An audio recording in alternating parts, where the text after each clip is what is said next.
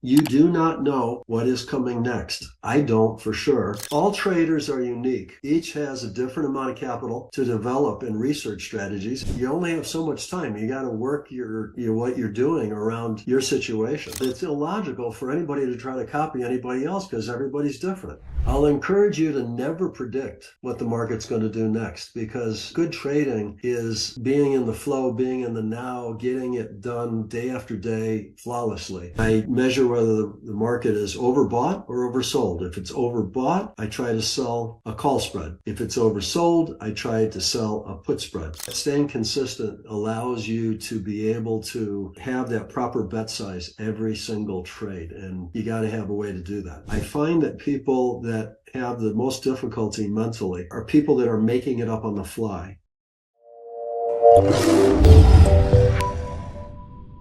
Welcome back, everybody, for the last, but it's going to be one of my favorite presentations with Tom. One of the last presentations of the conference to wrap up things nicely.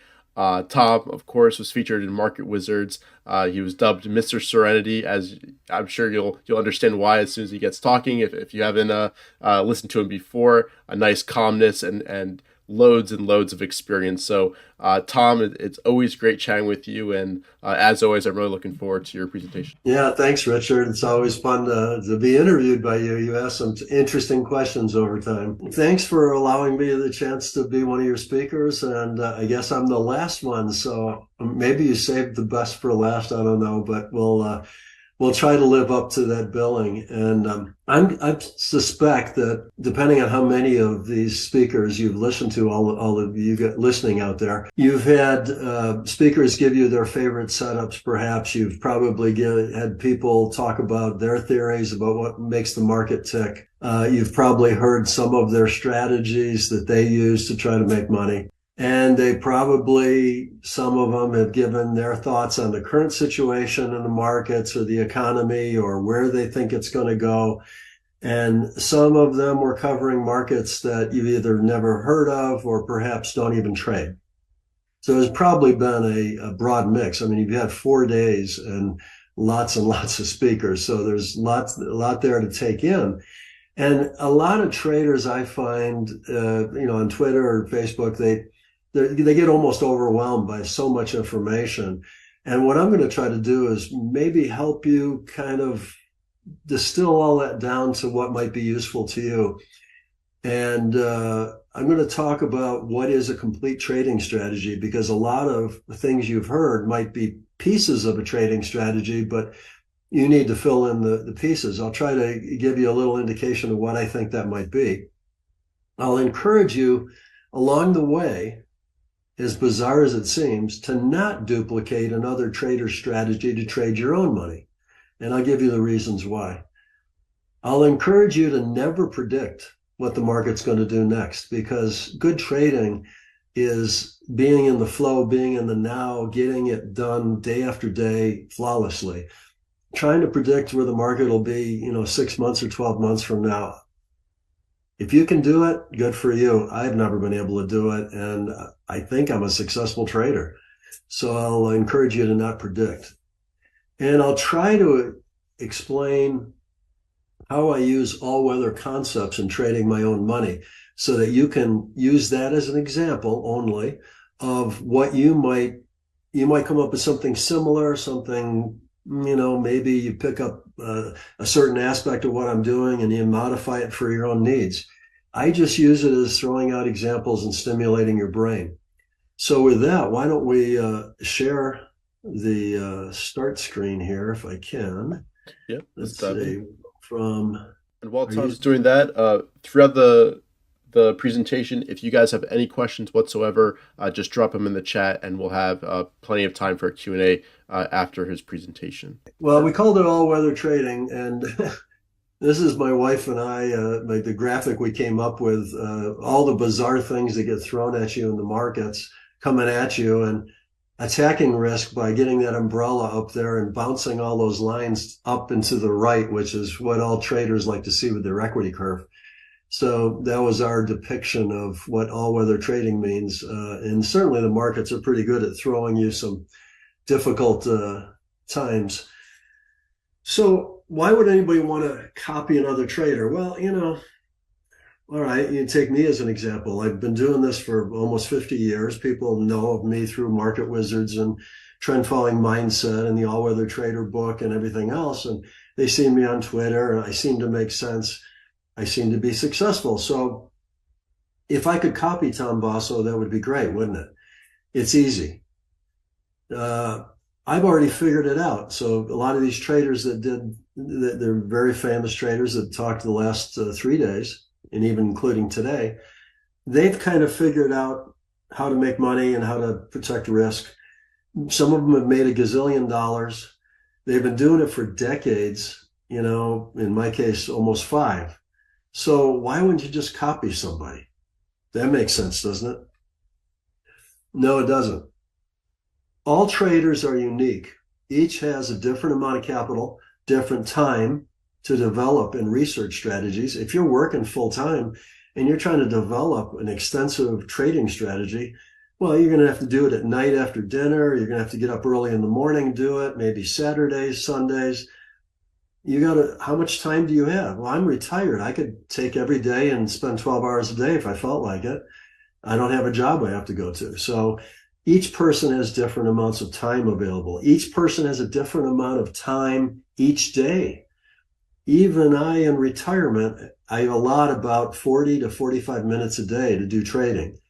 I don't have all day. A lot of days I'm doing a bunch of other things in retirement that I would like to do, or my wife schedules me to do, or whatever, but you only have so much time. You got to work what you're doing around your situation. Different skill levels. I got a computer background, engineering, chemical engineering, heavy math skills. So that's my skill levels. Other people might have, floor experience or other things that I don't have. And each person is unique in that regard. They have different levels of skills. You have different risk tolerance. I'm in retirement. Some of you out there might be 20 something years old and got a nice salary coming in every day. So your situation and mine in terms of risk tolerance might be very, very different. I don't want to go back and manage money again. I'm 70 years old. I'm enjoying retirement, so I have to set my risk tolerances that way. So what I'm doing is interesting perhaps, but it isn't something that maybe you should be doing. Different tools. Every one of us has got certain levels of automation, let's say certain broker platforms that you're relying on to give you your indicators maybe, or do your executions.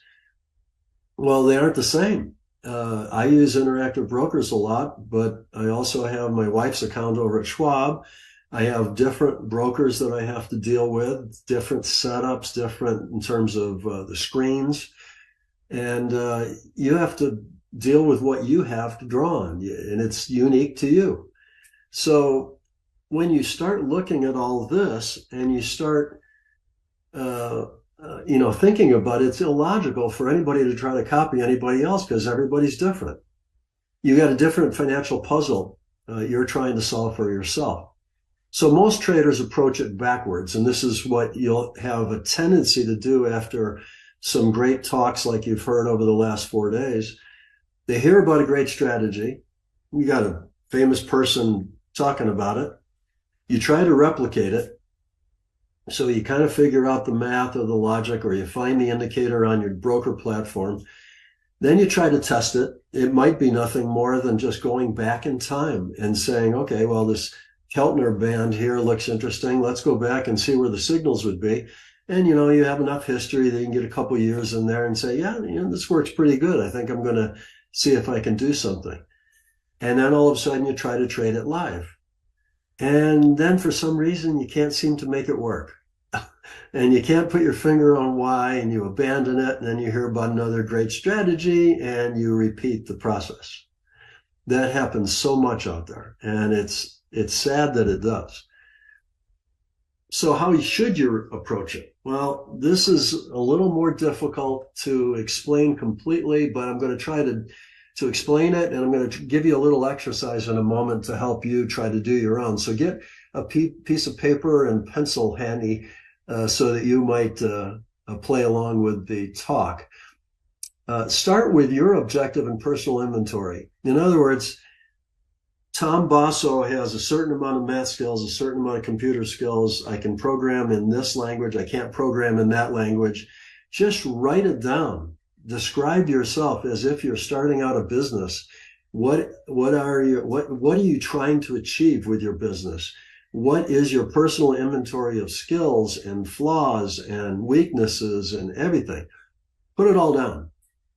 Then develop your own trading strategy that fits your profile, your capital, your skills, and your personality. If I'm trading millions in my money, why would you try to take 50,000 and try to trade the same way I do? It's not possible. It's kind of dumb to even think that you could, right? It doesn't make any mathematical sense. On the other hand, there's things that a person with 50,000 can do that I might not be able to do, because you can slip in and out of small stocks with 100 shares and nobody cares. And if I try to take a meaningful position in it, I start moving the market. So you have an advantage over me in certain situations. So try to capture your situation, and that starts the process of creating a trading strategy.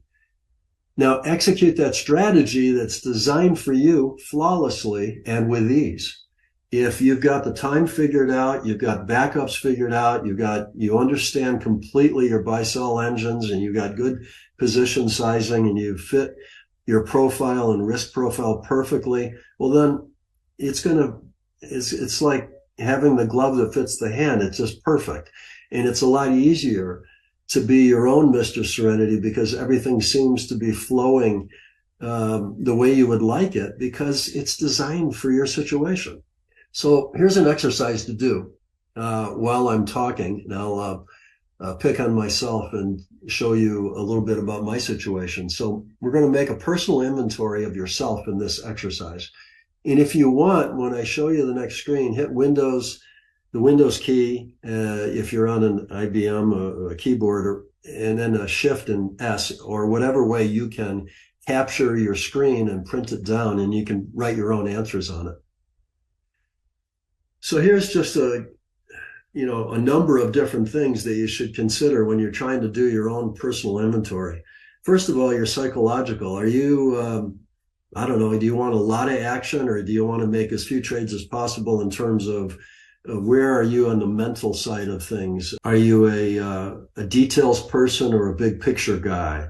Are you a nervous Nelly all the time and always thinking of the negatives? Or are you a pie-eyed optimist that just always thinks things are going to be great? How much capital are you going to trade? Risk objectives. What's your maximum drawdown that you think you could tolerate? And how long would the longest drawdown have to click along? You're talking 6 months, you're talking a year, 2 years. At some point, you're going to get bored and say, this isn't working, I want something else. So how much patience do you have, so to speak, there? Return objectives. What are you looking for to try to make? Because some people are trying to make more than others. And returns versus benchmarks is critical to some people, because they feel like that gives them some kind of a way of comparing themselves to some group out there. Style of trading, there's lots. I mean, you can trend follow, you can swing trade, you can mean reversion, you can come up with any number of other things. I remember seeing one trading strategy that was all about the phase of the moon. I mean, I don't dismiss any of them. They're just different ways of trading, and whatever fits you. Direction. Do you want to be long only? Do you want to be short only? Or do you want to go both ways? People will have their certain biases there. Time frames. Do you want to day trade, short-term trade, maybe on the order of a couple days? Or do you want to maybe go out 21 days or more and get into the months and maybe weekly charts? You're a busy guy. You travel all the time. You can only look at your stuff on Saturday morning. And so you're going to use weekly charts and trade for very long-term positions, maybe. Skills, computer, math, markets, time availability, all these different things that go into that. So write down your own. And while you're doing that, I'm going to show you mine. So psychologically, well, I'm a seasoned veteran of 50 years. Capital, more than I need, millions. Risk objectives. Believe it or not, I have enough money where if I add another $1 million, it isn't going to change my life. So 10% to me, I'm happy with that on a risk basis because I don't want to go back to work and I want to preserve my balances where they are. Longest drawdowns, I pretty much can stand a year. I'm not, if it starts stretching out beyond that, it gets a little old. Return objectives, 10 to 15% is fine with me. If I make a little less than that, it's not going to kill me. If I make a little more than that, it's fine. The account gets bigger. I just have to manage a bigger account size. No big deal. It's not going to change anything. Returns versus benchmarks, because I do so many types of strategies, I'm not sure what benchmark I would even use. I really don't care about benchmarks. I care about keeping the return to risk of my own account as high as I can make it, and whatever that is, it is. Benchmarks can do whatever they want. Style of trading, I'm basically largely a trend follower, I would say, and there's a tiny bit of mean reversion in some of my credit option spreads that I do, but that's not a super material part of my portfolio. So I would say you could label me a trend follower pretty much. I like to go both directions. I see no reason. If crude oil is going negative in price, I want to be short crude oil. I don't care where it is, what price it is. I'm happy to go both ways.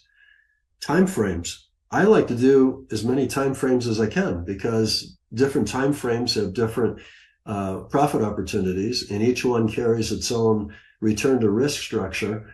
But having all the time frames is fun because you might have a long-term position going long, and you might have a very short-term one trying to trade a pullback, and they're offsetting each other. So the strategies are sort of fighting each other and keeping you controlling your risk very, very well. But when they all line up, oh, that's very profitable. Skills. I have computer math, position sizing. I wrote a book on position sizing. Flexible time. I can somewhat do research at certain times all day. And then there's other days when I can't do any research at all, but I do have some ability to schedule my time.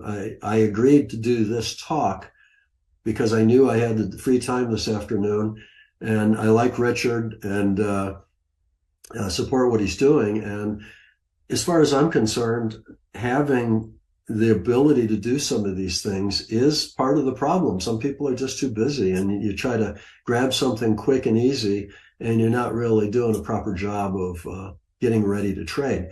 So this is me, kind of.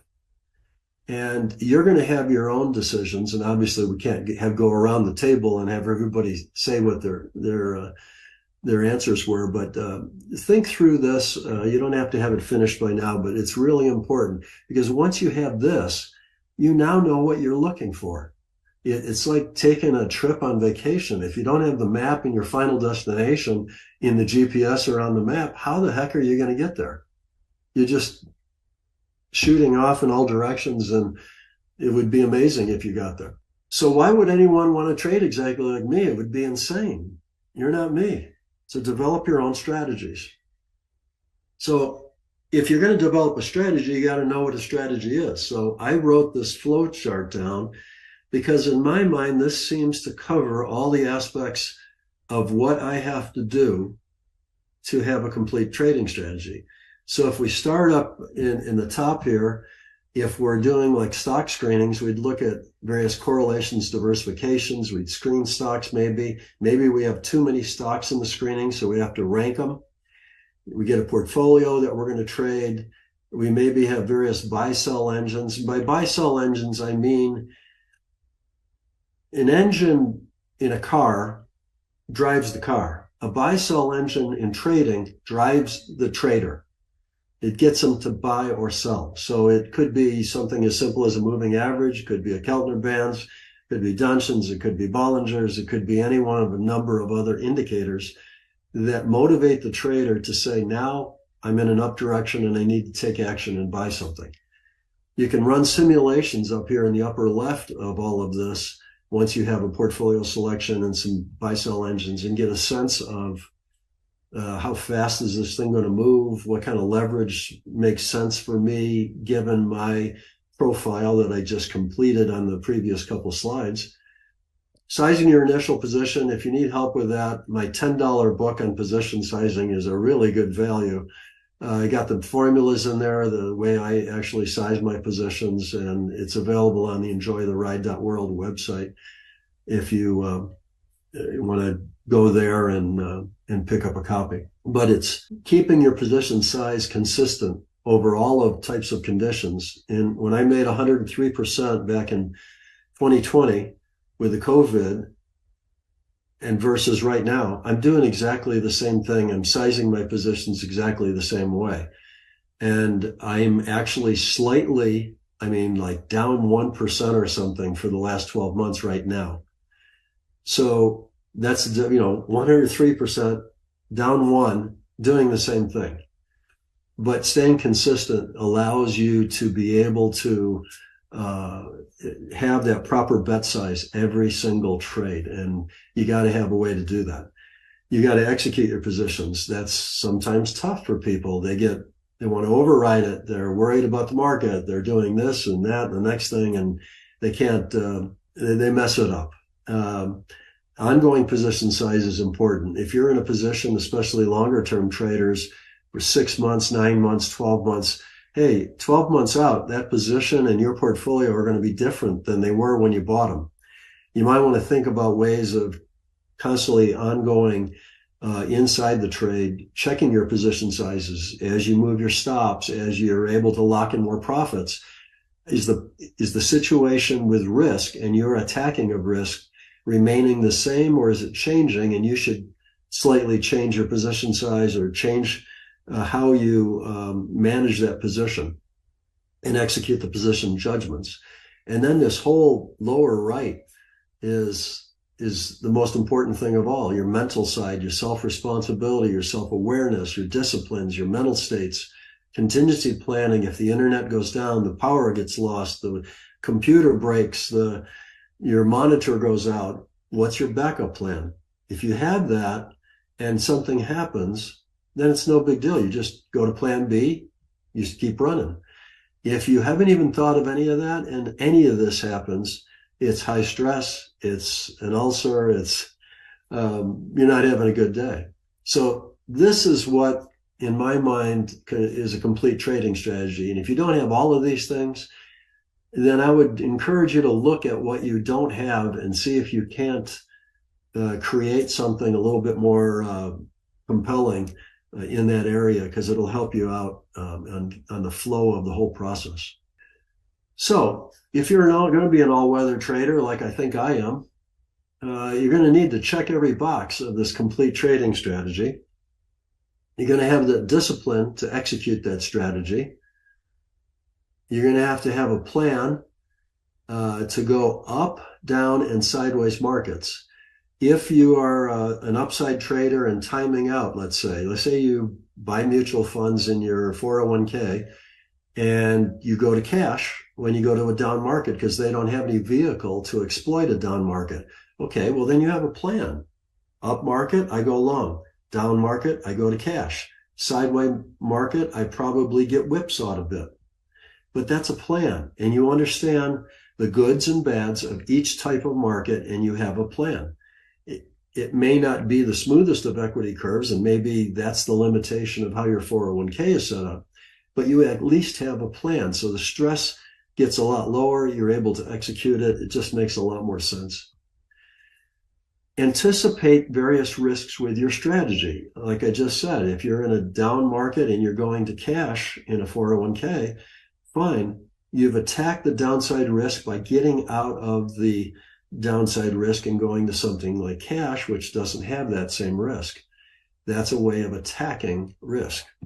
So let's talk about attacking risk versus avoiding risk. When you're on offense, you're far more in control. If you think about just a simple football game in the NFL, the quarterback's up there changing the plays at the line, and guys are going down the field and they're doing all sorts of fancy patterns, and the defense is not sure what the offense is doing and is trying to react as best they can. Isn't it a little easier for you to be trying to pick apart the defense than the defense trying to do something that anticipates what you're going to do, because you'll never be able to do that perfectly. So I like to think of attacking risk as being on offense and trying to avoid risk as being on defense. And I'd always prefer to rather be on offense. So I like to try to look for risk and come up with a way to attack it. So there's a number of ways of attacking risk, and I cover a lot of this in the All-Weather Trader, the book that just came out about a month or 6 weeks ago or something. And these are kind of my own, solving my own financial puzzle, ways that I've been able to keep my portfolio calm and solid and somewhat keep the risk away through many bear markets and all sorts of sideways periods. And the easiest one I can think of that I came up with first was just simply to, I was trading mutual funds a long time ago. I just set up some trend following models, and whenever the market went to a down direction, I get out of it. So go to cash, no big deal, make interest. That's an easy one. And timing examples you could take, like what I do as a sector ETF. I have 30 different sectors of various ETFs, exchange traded funds. And I use my favorite trend following indicators to go long in up directions or move to cash in down directions. It's really simple. I can't believe anybody out there listening to this couldn't adopt aspects of that for their own portfolio if they want to. Hedging, I get a lot of questions on hedging. I have an entire page on the website dedicated to exactly how I hedge, because so many people ask me. I got tired of answering the emails saying the same things over and over again. So I just wrote a whole page, and that should answer just about any question you have about how I hedge. Now, do you need to copy that? No. Let's say you have a portfolio of tech stocks. I'm using the S&P 500 futures hedge to hedge with. You might use the NASDAQ because that's a little bit more tech oriented. So there'd be a better match of the hedge to what your portfolio looks like. So don't just mindlessly copy. Think through what you're trying to do with the hedge and use mine as an example to stimulate your brain and come up with your own unique solution. Stocks. Use a trend following indicator on screen stocks candidates to time out of stocks that are headed in a down direction, so that you then free up that cash, and maybe you screen a new stock that maybe is a little bit more timely and taking off at this point. So those are all examples of attacking risk with timing. So my favorite timing indicators, which a lot of people always want to know and ask me on Twitter or whatever, and these are all, you can look up investopedia.com, and all of these are really standardized indicators. Most trading platforms from brokers will have these as pretty standard indicators that you can use. Keltner uses average true range, which is a measure of volatility, to adjust top and bottom noise band limits to an exponential moving average that's in the middle of all the price action. And it changes the indicator on the fly with changing volatility, which is why I like it so much. It's not static, it's changing all the time. Donchian, max and min price over a look-back period. So if you think about what that is doing, when you have wide ranges and lots of volatility, the Donchian bands are going to be wider. And when you have tight, boring, nobody cares markets, the Donchian max and mins are going to be a lot closer together. So again, it's changing with changing market conditions.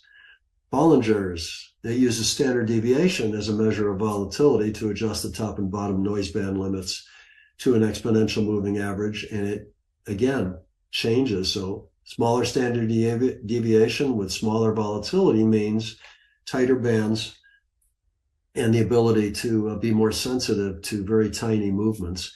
And markets going crazy, big standard deviation, wide bands, give the market more room. I like indicators like that have an aspect of changeability to them, so they can change with the markets. And what it helps do is keep the indicator a bit more robust over time, different market conditions. So this applies to all timing indicators. You can use them over whatever time period suits your own situation. So in my case, I tend to trade some intraday stuff on 5-minute bars. I trade one of my strategies is like 3 days or less, and another one is 21. I use a lot, and I have some that's around 50 days. And I like that because I pick up different moves in the markets using different time periods. But your situation is different than mine. If you don't want to do trades every day, then you want to get your time period out a little bit more and keep your life a little easier on the trading and execution side. You can use one or more at a time. I like to use Bollinger's, Donchian's, and Keltner's together, and I take the first one hit. It's just the way I have been trading the last few years, and I feel comfortable doing that. It works for me. You can take one or more. You can create other ones in conjunction with those that I mentioned. Custom design it so that you understand it and it feels comfortable to you. You should have a timing indicator that sets risk. One of the problems I have with moving averages, although I know they work over the long run, and you could do that and make money, I like to have a place where I set the get out point. And when I do stuff like Donchian's, where I'm buying the top line and I'm selling the bottom line, it's giving me a fixed risk that I then can use to size my positions. By doing a moving average, if you think about it, if you have two averages that are crossing each other, and that's a buy signal, where exactly do you put your stop loss? Do you just pick a number out of the air and say 5%, or you need some way of doing that? And I like the ability to have the indicator give me both sides of the trade, the getting in and getting out. It should be crystal clear where you get in and out. Whatever timing indicator you do, you need to have a buy-sell engine to motivate you to buy and sell. And if it's not crystal clear, then it gets a little bit judgmental. Then you start having a bad day and I'm not going to trade today, or I don't feel comfortable with this, or the market doesn't look good, or whatever. You come up with a million excuses to screw up the strategy. Don't do that. Make a strategy so that it's crystal clear. You need to get in at 30.52 on a stop, good till cancel. You should be able to say that. You should understand the math completely. Don't do Bollinger's if you don't understand what a standard deviation is. Because then you don't have the confidence to trust the indicator. If you can deal with just looking back in time and doing a Donchian, we'll do a Donchian. That's easy to understand, and it's going to get you in and out roughly in the same general area. So extreme diversification is another way that we have to deal with risk and attacking risk. And what you're doing here is purposely adding such diversification and non-correlation that no one part of your portfolio can sink your ship. You're just spreading the risk all over the place. Now, portfolio selection and allocation, when you're trying to select items that move independently of the rest of the portfolio, has gotten over my lifetime a whole lot more difficult than it was back in, say, 1974 when I came out of college. What's happened, perfect correlations of 1.0 or a 100, it means everything moves exactly like each other. Perfect negative correlation is -1 or -100. This means that one goes up, the other one goes down by the same percent. What you really want when you're putting together a portfolio is a non-correlation or zero. You want each item in the portfolio to just go their own way. And sometimes they'll go the same way as another instrument. Sometimes they'll go opposite direction. That gives you true diversification and smooths out everything. Here's the major stock markets. I pulled this in June of 2022, but it's only gotten closer and closer over time, so I wouldn't expect the numbers to be too much different. But as you can see on this left column, you're looking at all these different markets around the world. Well, remember, 1.0 is a perfect correlation. So the Russell 2000 compared to the Russell 2000 is a 1, as it should be.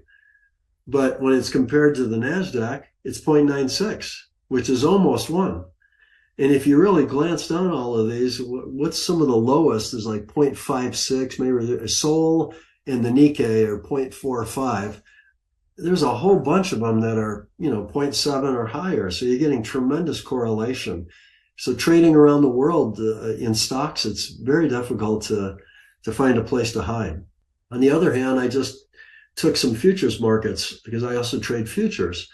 And so if you don't know these tickers, I'll go right across top line is crude oil, natural gas, wheat, soybeans, gold, silver, lumber, live cattle, lean hogs, and Japanese yen.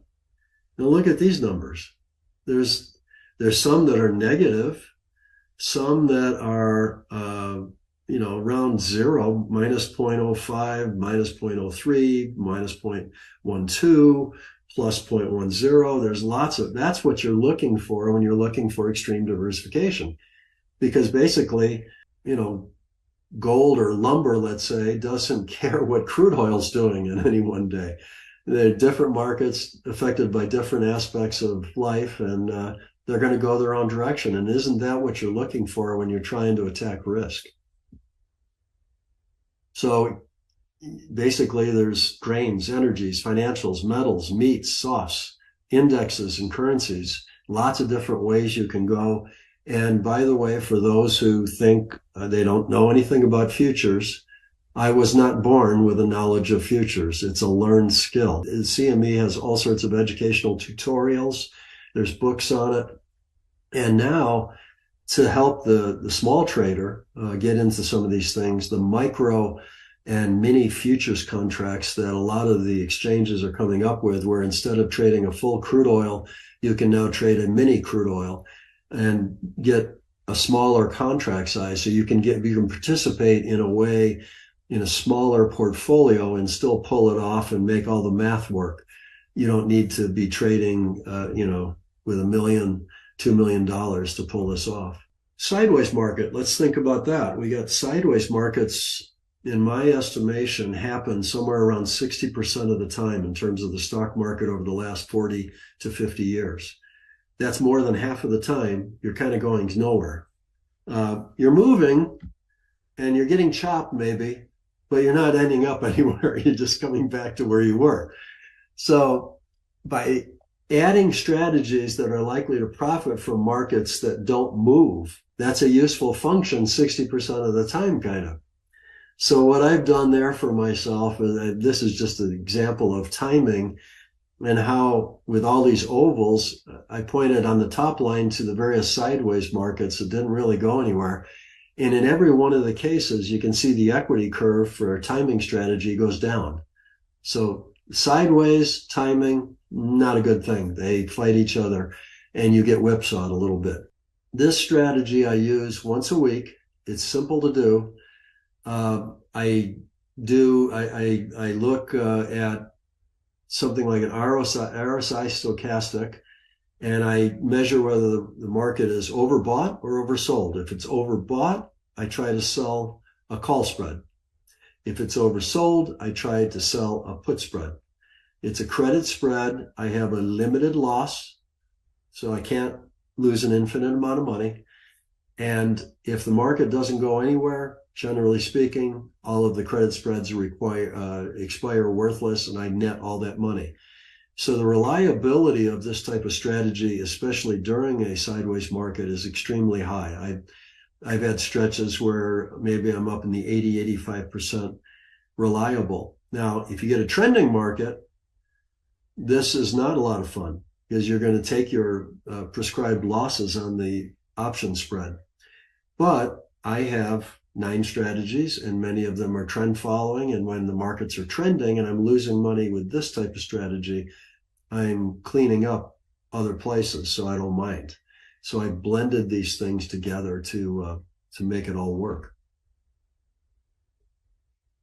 Here's another sideways. You go so short term that you end up with dancing around the noise bands. So in this case, I took a simple 3 indicator, so it'd be Bollinger, Donchian and Keltner, and I did it with 3 days and no filters. And I did do position sizing like I always do, but when I do that run and you look at the various ratios that came in here, you've got Sortino ratios are improving. You got average drawdown getting a lot less. You have an MAR ratio that's less than that. You got a maximum drawdown that's a lot less. You've got a certain reliability because you're having to buy and sell. You do have a positive profit factor, but when you're adding it all together, look at here, you got improvement of the total return, you've got an improvement of the Sharpe, improvement of Sortino, maximum drawdown improvement, and you've made more money. That's a simple example of something that is trying to take a known risk, and by blending in another strategy, you all of a sudden have the ability to buffer your risk and improve your return to risk ratios. And I call that filling the pothole. It's a term I'll have to credit with Lawrence Bensdorp over in Portugal. And he used the term and it just fit me. I just hit my brain and I said, that's perfect. Here's the equity curve and I've shaded some of the potholes. And everybody's driven on roads around you with your automobiles knows what a pothole is. Just not a fun experience to go into the pothole. Your tires do not like it. And if you could somehow come up with strategies that end up helping to fill that pothole, it's a good mental image of what you're trying to achieve by using some multiple strategies and trying to develop ways of stabilizing your equity curve so it doesn't have those long and extended downward spikes. And if you're adding new strategies, ask yourself, when you look at the pothole and drill down in there, what exactly is causing that pothole? Is there a particular strategy that you're doing? Was it one stock that you bought that created the pothole? You got to analyze it, dig down deep, find out in dollars and cents in return where the heck the pothole came from. And ask yourself what kind of strategy can be developed that would likely make a profit during that same market condition, figuring that over time in the future, there's going to be similar, not precisely the same, but similar market conditions. So if it's let's say a drawdown for a timing strategy that's long only going to cash, what could you come up with that might make money during that down period? Well, maybe it could be a hedging strategy, and that would make money when the markets go down and lose money when the market goes up. So now you're starting to see, oh, wait, that would take that little drawdown that I'm suffering and maybe turn it into a break even, flatten it out, maybe even make a profit if it was a bear market that lasted for a long period of time. So use your human brain and creativity and develop things that will help you out when you're suffering those potholes. Develop the logic, the time period, position sizing for the new strategy. If it's a drawdown that's going to last for a long period of time, maybe your time period could be a little longer. If they're quick and fast and abrupt time period drawdowns and potholes, then maybe you need to keep your time periods a little bit on the smaller side.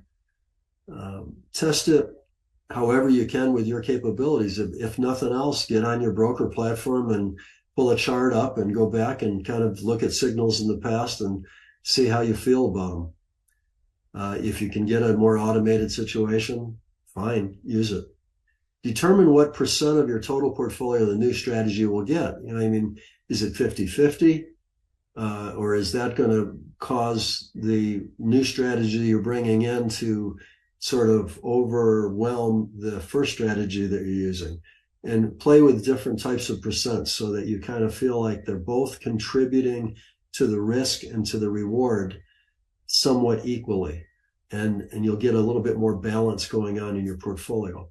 And then when you're all ready to go, add it into the suite of your trading strategies. And if you've done your job right and you've made it very easy to do, or automated it even, you can get to the point where you could add, I've got 9 strategies, 6 of them are automated. The 7th one is going automated on Tuesday, I'm told. We'll see if that happens. But, again, automating a strategy is nothing more than finding some computer guy that you can describe what you want, and they go out and build it for you. And so you can, even if you don't know computer programming, you can do some things to help yourself. Let's talk about rebalancing between positions and strategies. So here you got a situation and you got multiple strategies because you're trying to offset those potholes. Well, one strategy is doing very well, the other one's losing money. How do you resolve that? You've got an equity figure that maybe stayed the same. What I do is once I've decided on how much of a portfolio I'm going to put in each strategy, I let the daily work that I do always be based off of the total equity. And that flows down to a percent to the strategy, and it flows down to each position in the strategy.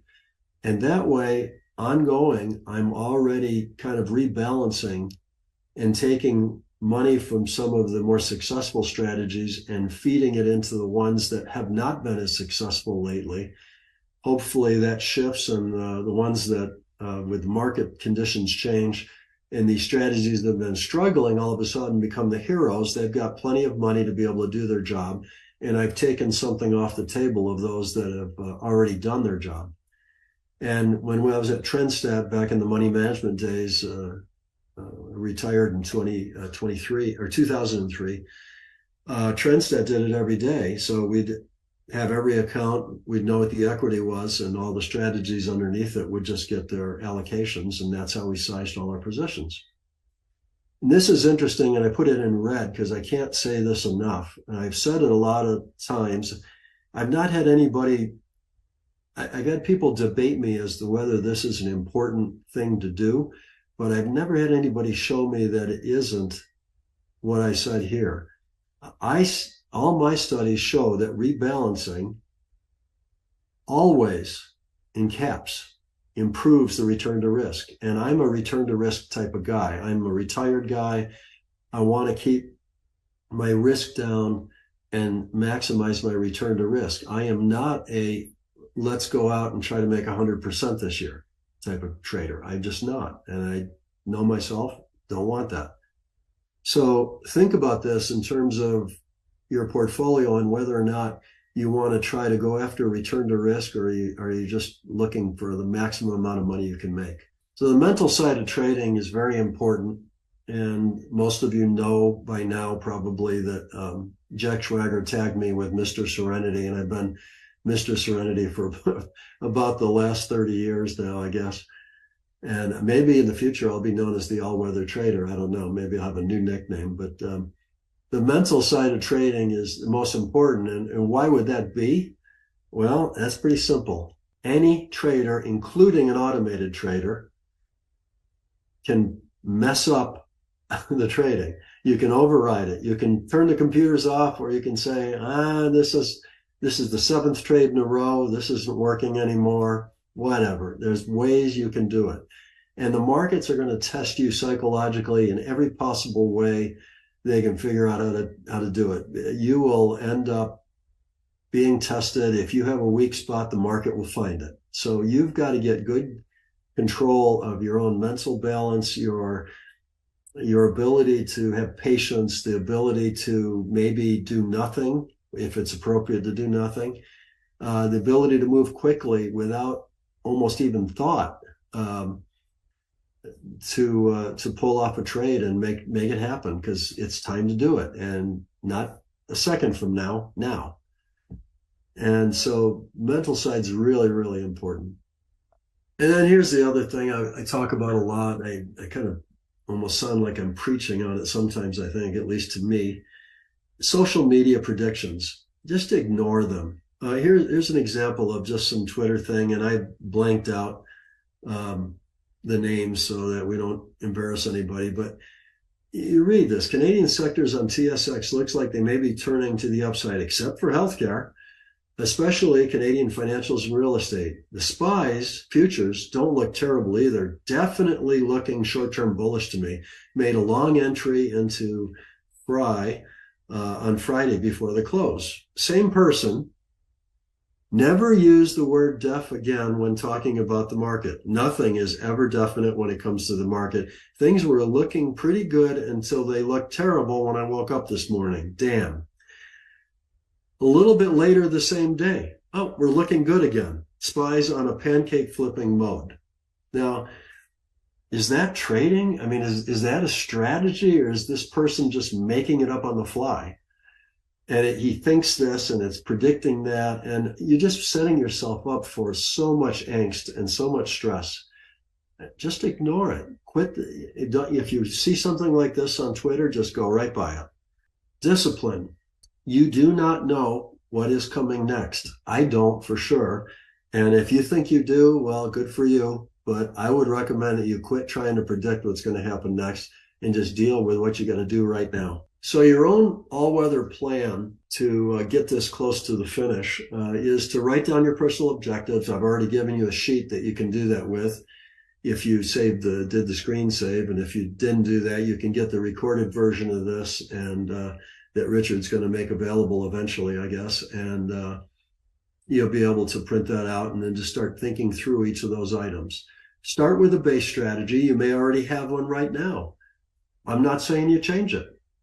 Go ahead and start there, and that's your starting point. And that has an equity curve that you can plot, and you can concentrate on the potholes and look at the potholes and analyze them.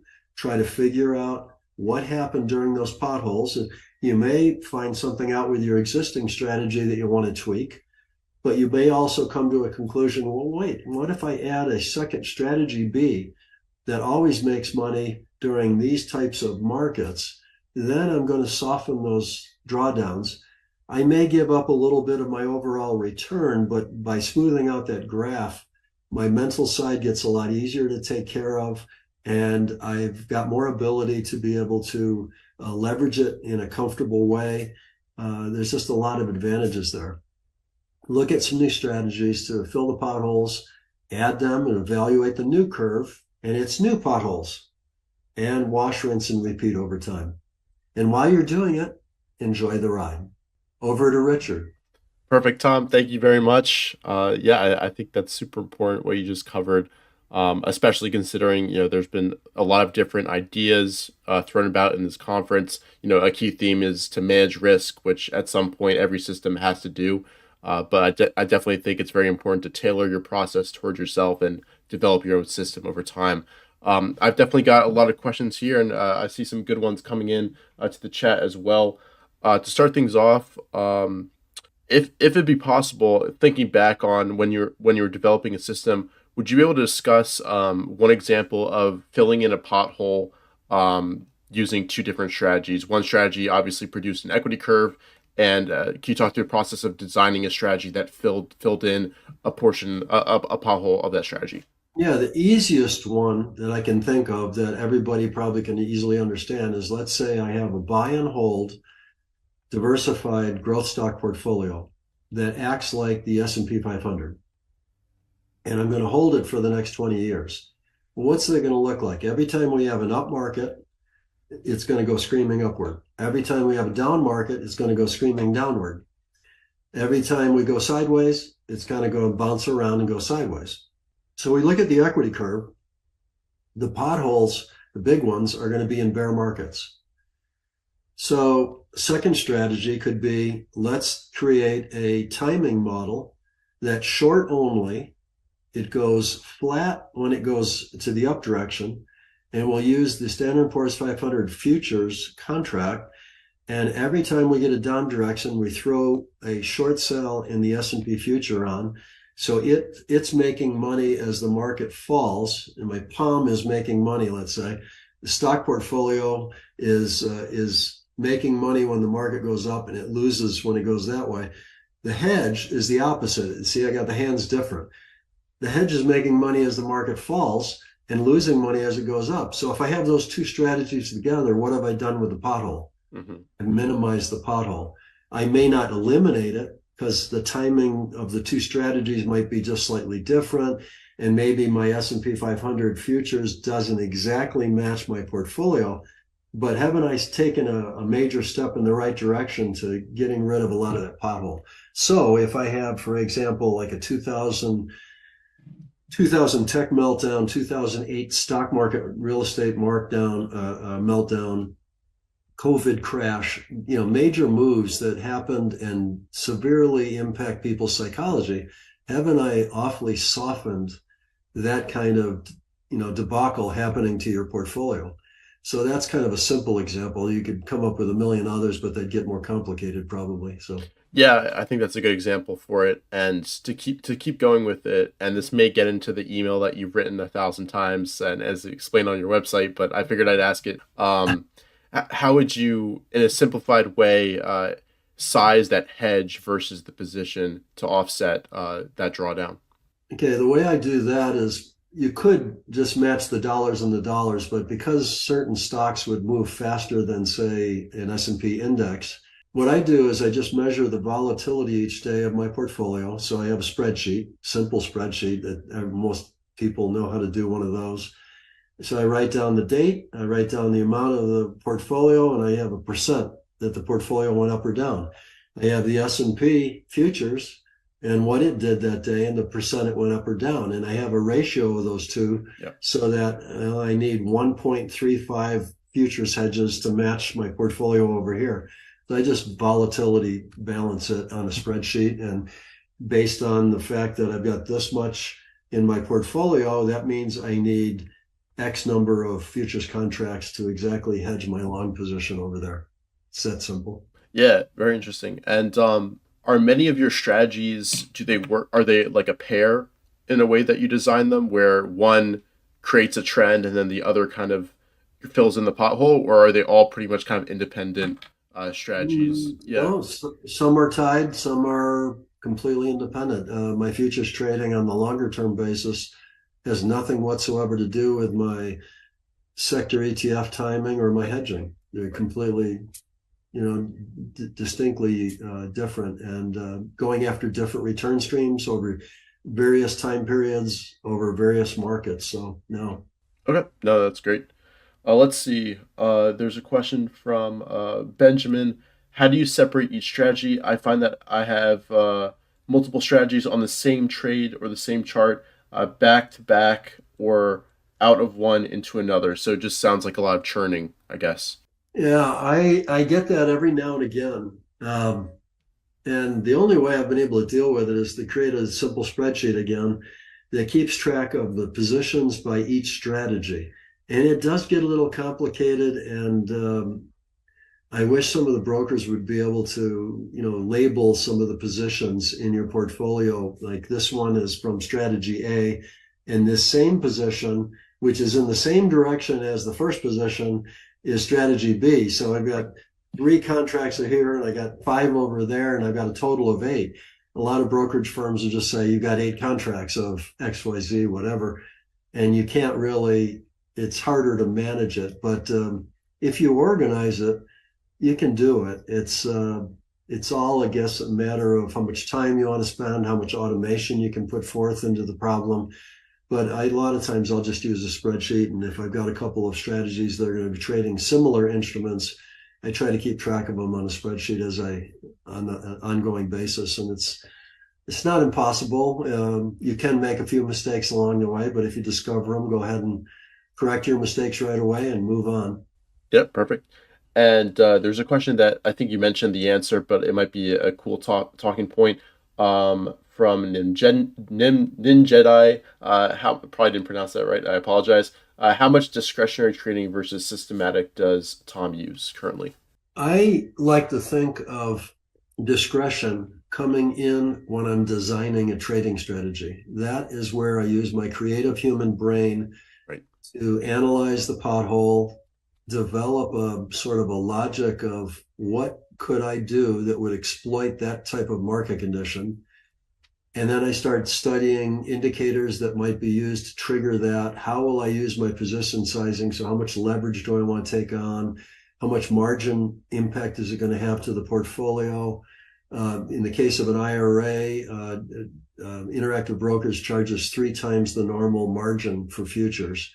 in the case than they would in a, say, taxable account. So I have to take into account tax considerations, margin restrictions, and I'm using my creative brain and my discretion to try to put together that strategy. Once I use all my best discretion in designing something that exploits that particular pothole that I'm trying to fill, at that point, and it's automated and I've done my historical simulation, I'm comfortable with the way it's acting, and I understand the logic of how it's going to help that pothole, I'm ready to go. Turn it on, no discretion. Yeah, perfect. And in designing the systems that you create, are there any things that you do consciously with most of your strategies, or maybe just one in particular, that is designed to increase the robustness, but might be counterintuitive when people first think about it? Um, is there any system or way of thinking about it that you do to make sure it stands the test of time, even though from just somebody onlooking, it would significantly decrease the performance or have some other negative impact? Yeah.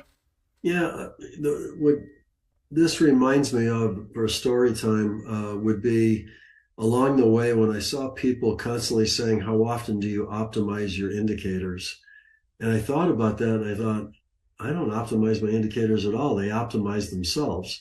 And why is that? Every indicator that I use has some aspect of adjusting for the ongoing conditions that are in the market. If the ranges are wider, my stops will get wider.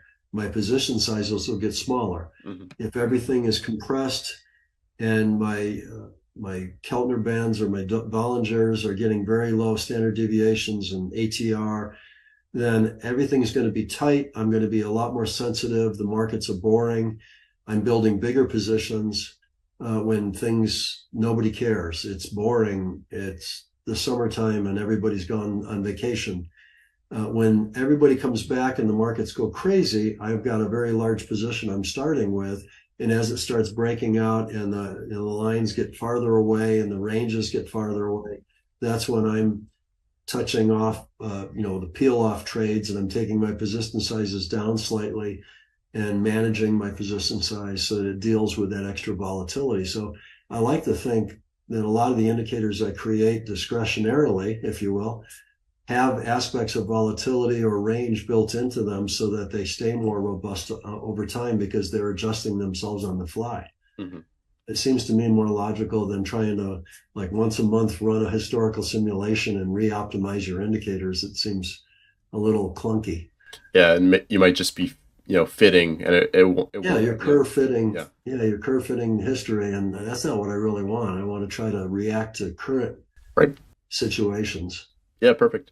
I want to ask a question about your strategies changing over time and developing new strategies.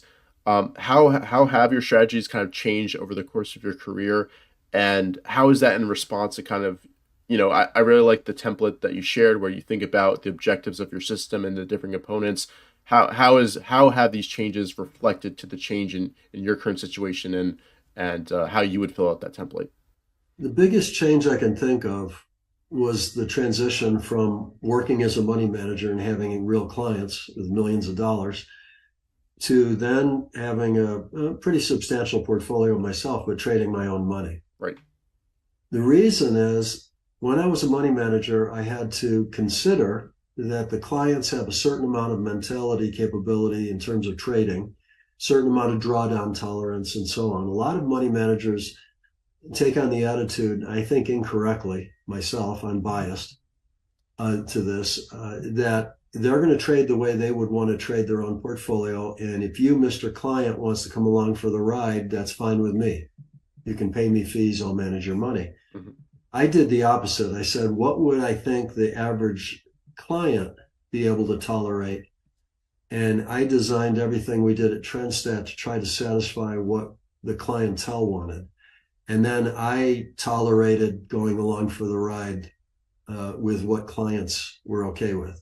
Nowadays, because I don't have any clients anymore, kind of the bridle is off. I don't have to, I can examine exactly where my risk tolerance is. And obviously, since I've been trading futures for like 45 years, I'm comfortable trading futures.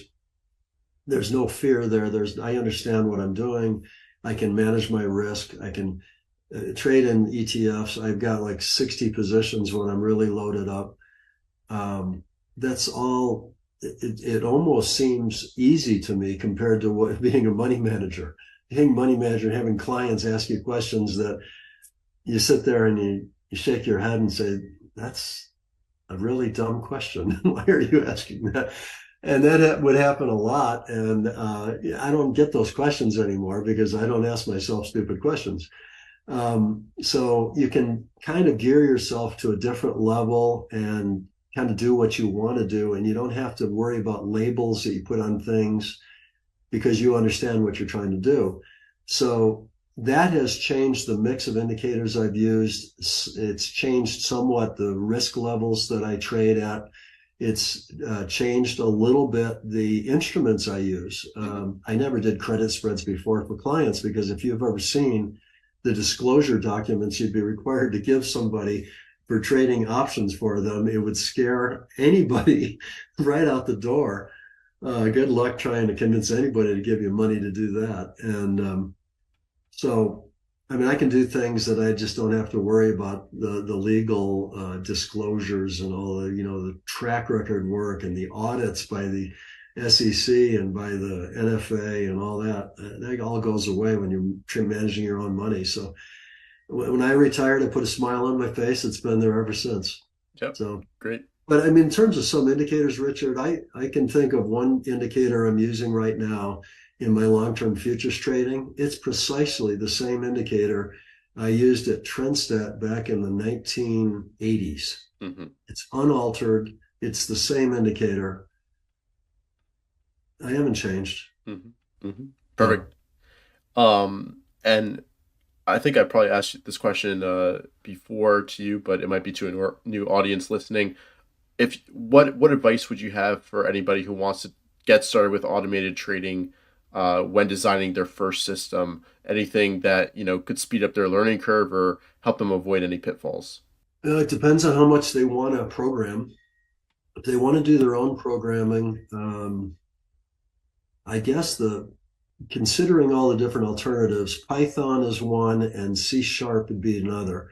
Both are public domain programming languages, and I would stick to public domain. Do not do what I did, major mistake. Use FoxPro, which eventually got bought out by Microsoft, who eventually decided in a business decision to just not support it anymore. And all of my business was written in FoxPro. So I faced the prospect of hundreds of thousands of dollars of converting FoxPro to some other language just to have the same exact trading platform and simulation platform that was already working beautifully. I would gain nothing. I would simply be moving from one language to another and running exactly the same thing. And that was just one of the many reasons why I retired, but it was a factor. And I would encourage you to always look for public domain. So Python and C Sharp, Microsoft has released C Sharp to the world. Mm-hmm. So they don't, control it anymore. It's out there. And because of that, you can program stuff in there. And if you don't know these languages, I think I just signed up for a course in WordPress because I'm doing some work on the website and I wanted to know WordPress is used a lot for making websites. So I thought, I'll just take a course in the webs. It was like $12 and it's 10 and a half hours of WordPress for beginners. And you can go ahead and watch it on their channel. It's udemy.com. They get a guy going with screens and you got exercises to do. It's just like going to school. But when you get all done with it, you kind of know the basics of WordPress. And the same thing is in case there's C Sharp courses out there you can get. They're very inexpensive. Just find the time to go through and start using your trading strategy that you want to work on as an example of what you want to work on for your program. And that you can play with it and it won't run and it'll give you an error message. And you say, well, why does there an error message? And you get better and better. And pretty soon you've got a little automated strategy. Yeah, perfect. I think that's great. You mentioned that the mental side of trading is the most important side. an aspect of it. Any thoughts there or advice there for people who are struggling with lack of confidence, doubt? They're experiencing fear missing out. You know, a lot of the mega caps, the semiconductors have run super far. If they missed that, any thoughts there, given your experience and you've probably missed so many trades in your lifetime that you wish you could have traded, but you know, it's all part of the game, right? I would be worth thousands of times what I am worth, which is comfortable, if I have all the trades I missed. So, yeah, missing trades is not anything. I would encourage people to do this. First of all, quit predicting, because the reason you're fearing missing out is you're predicting what's maybe going to happen, but you don't know what's going to happen. So let's concentrate on now and ask yourself, what is happening today, this moment? And how do I want the portfolio best positioned to attack risk and to manage risk and to manage position sizes now, not what we think is going to happen next week? I don't care what the Fed's going to do. I don't care what Biden's going to say. I don't care what is going to be on Fox News. I don't care about any of that. I only care about looking at the prices and saying what's happening right now and what should I be positioned. So that takes a lot of the pressure off altogether. Mm-hmm. Second thing you want to try to do mentally is do your homework and develop that plan. I find that people that have the most difficulty mentally that are people that are making it up on the fly. They react now, so they're in the now world. That's great, but they don't have a plan for how to deal with now. They are looking at it and saying, wow, this XYZ is going crazy. I should jump on now. But that might not meet any kind of criteria they had as a stock to screen out of a universe. There may be 100 different better things that he should be buying right in the now, but he doesn't have a plan, so he can't screen anything. He doesn't know. There's just nothing there. And so then, and where are you putting the stop? Oh, I don't know. We'll just watch it for a while. Oh, it goes the other way. Oh, now I'm nervous. So you're just taking yourself all up and down and all over the place. By having a plan and then executing that plan and doing it in the now, you get rid of the prediction frustration. You get rid of the doubt about what you should be doing in the moment. And I kind of think of it, and I've never done this in reality, but think about a sniper in a war situation. You've got the target in your scope. You don't have time. The person's moving, or he might be on a vehicle. You have to be able to pull that trigger off without thinking. It's got to be instinctive. You got the thing in the sight and it's go. That's the way trading's got to be. You got to have everything planned out. You know the scope is right. You know the wind direction. You got everything ready to go. It's now time to pull the trigger, and you just do it. And it gets rid of a lot of that angst. Mm-hmm. Yeah, I think that's very helpful. Tom, thank you so much for your presentation and the Q&A. I think a lot of people appreciated it.